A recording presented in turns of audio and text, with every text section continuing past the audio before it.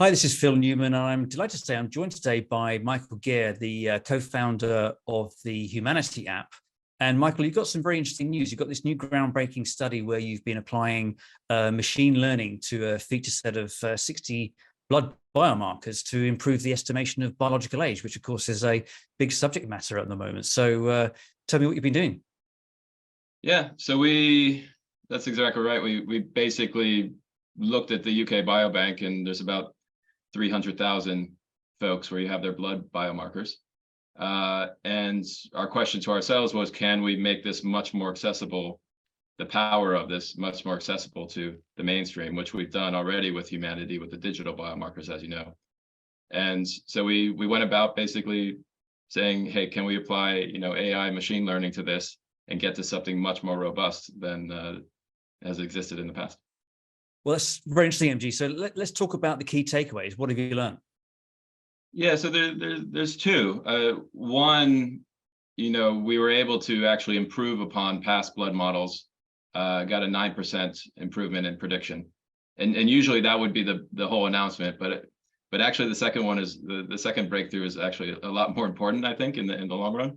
And so we were able to build the model so that really any blood biomarkers that a person had gotten tested for whatever reason with their doctor in the past or through a service, basically they'll be able to upload those, and within the 60 that are contained within the UK Biobank, if really any like 5 or 6 that person has somewhere in that set of biomarkers that they tested, we'll be able to give them a very high accuracy prediction of their biological age.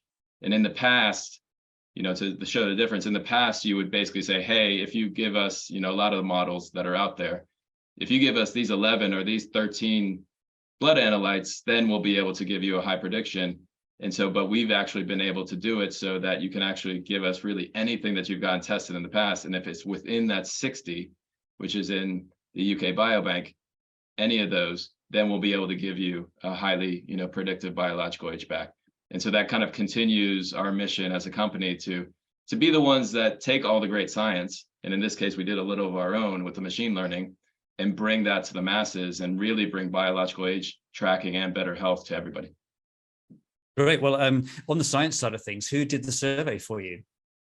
So we have our great Chief Science Officer, Peter Joshi, and he was working with Jordan Bortz to push this forward. And Jordan actually got quite rave reviews for his thesis. So as a student, he did well, and for us, he did well.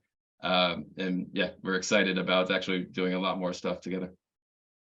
Well, wonderful. So this is in preprint at the moment. So I guess there's been some form of peer review, but the rest of that's going to come a bit further down the line. Yeah, and as you know, we want to be very open with these models, so that we're not stamping a lot of proprietary on top of stuff, because it's important that people know how the model was constructed, agree with it.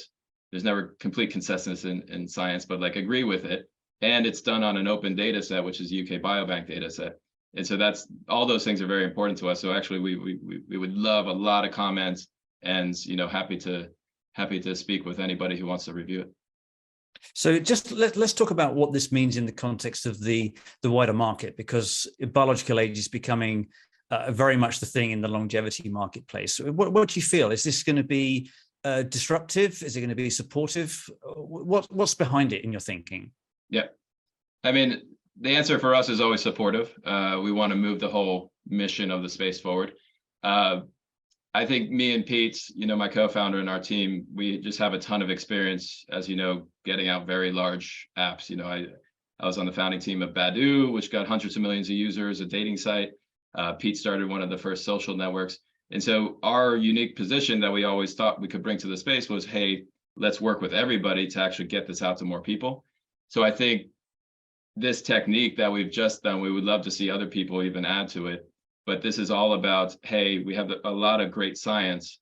Can we make it so that we can bring it to the masses? And so I think it will be supportive, and we'd love to see it, reverberate even outside of Humanity app itself. That's interesting. So I guess that now you're using such large data sets, and obviously the UK Biobank's empirical from many perspectives. Is this the sort of data that doctors in the future would start to rely on when they look at chronological age as a key biomarker? Yep. Yeah, biological age. Yeah, it's a very good question. I think that kind of leads itself to the importance of the fact that all this needs to be quite open, right?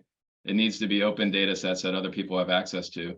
It needs to be, the methodology needs to be quite open and written up in this paper, because I think that brings the belief, because you can have a lot of conversations about opinions over whether different biomarkers are good or bad, but it's hard to argue about data. And so I think a discussion around the data and the methodology, we expect to have a bit of that, but I think as it's all open, we do believe that this can be accepted by medical practitioners.